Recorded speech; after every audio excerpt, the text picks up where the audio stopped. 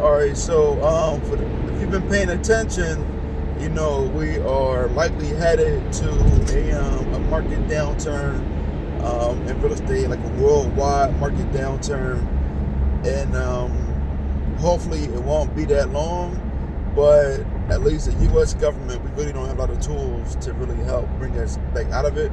So but it's not an economic downturn, right? But there's really because of the virus, but that's really caused an economic downturn. There's going to be a lot of small businesses are going to be hurt the most. Like if 70% of Americans don't have $400 emergency fund saved up, but then you're not allowed to go to work for 2 or 3 weeks, we already know how that's going to go. So I don't really have anything positive to say, anything great to say about the state of the overall economy. But what I will say is the last time this happened in '08, I'm going to tell you what I did wrong, and you don't make the same mistake. One, I didn't have hardly any savings. I mean, I actually, the company had a lot of my money, and when they filed bankruptcy, they had like $40,000 of mine, and I never got a cent of it. And so, I was pretty much done. I made $0 for 8 months, and I didn't pivot fast enough. I was used to the money coming, and I didn't know that it was going to be sustained. And so I went 8 months running my business, and I never did a pivot at all. I just ended up exiting the business, which brings me to the next thing, exiting the business. If you're in the real estate business, do not make the same mistake that I did and exit the business. Do not leave the business. Stay in the business. If you have a second job or other income, keep that. But do not leave the business. You may have to make a pivot. Maybe you change how you do business. Maybe you change where you do business, but do not leave the real estate business. I left the business and came back 6 years later when my plan was to come back in 2 years, but I got a job and got comfortable. My first jobs really weren't that comfortable. I was doing, I ended up, I actually moved to Durham and got a job with Time Warner Cable. Shout out to my man Tom, put me onto that. So I was at Time Warner Cable, and I was only there for 6 weeks, and then I did the deal over here in Philly and came back.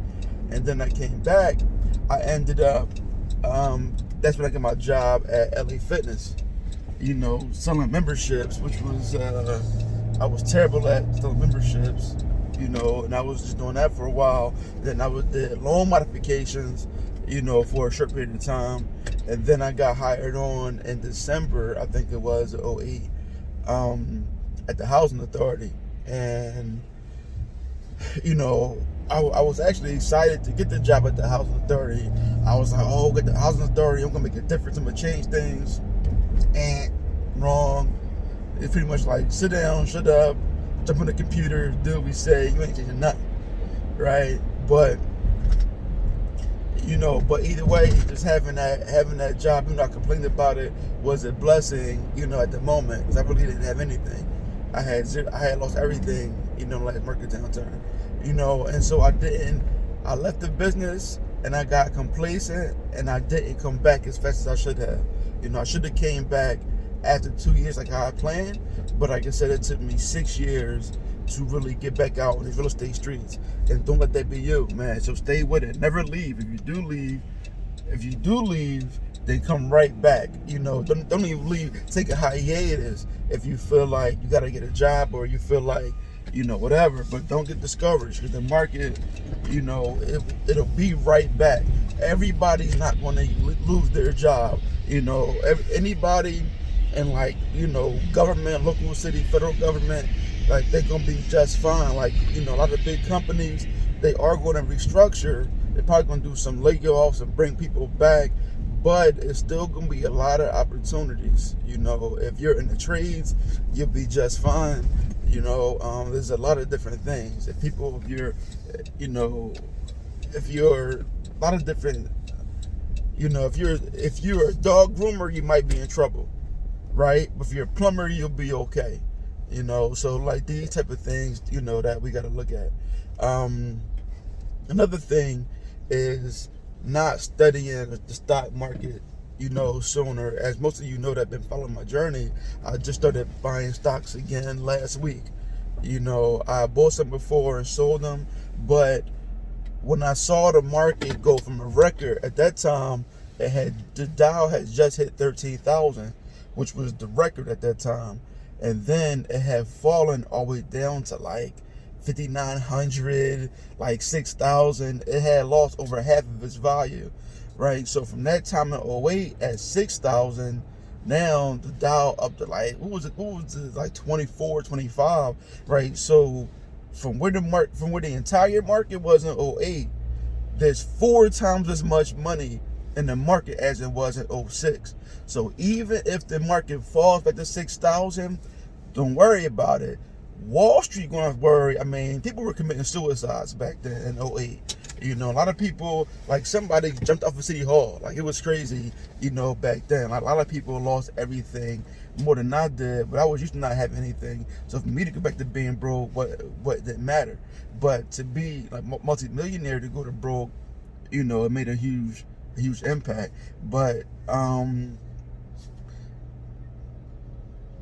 so just know that the sky is not falling if the Dow loses if the stock market loses 3/4 of its value. Don't worry about that. It will bounce back. It might be a while. You just have to make sure that you're frugal. I know one of the first things that people give up is life insurance. Keep the life insurance, right? Don't give up the life insurance. Like there are other things that you can do. Like for instance, we ended up having to foreclose on a house. The credit bounced back 2 years later. I lost my business.